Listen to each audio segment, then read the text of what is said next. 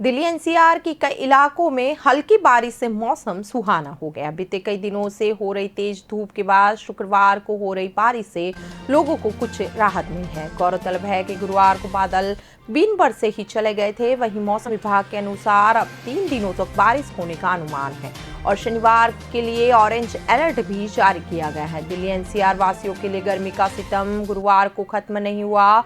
मौसम विभाग ने शाम तक बारिश की संभावनाएं जताई। ऐसे में दोपहर के समय बादल छाए लेकिन दिन भर से चले गए। इससे बारिश की राहत एक तरह लोगों का इंतजार और भी बढ़ गया। हालांकि विभाग ने शुक्रवार के लिए शाम तक अच्छी बारिश होने की संभावनाएं जताई है। प्रादेशिक मौसम विभाग के मुताबिक गुरुवार को अधिकतम तापमान सामान्य से 3, अधिकतम 36.5 और न्यूनतम तापमान सामान्य से 27.5 डिग्री सेल्सियस रहा। बीते 24 घंटों में हवा में नमी का स्तर 55 से 84% दर्ज किया गया। नमी का स्तर अधिक होने की वजह से लोगों का पूरा दिन पसीने से बुरा हाल रहा।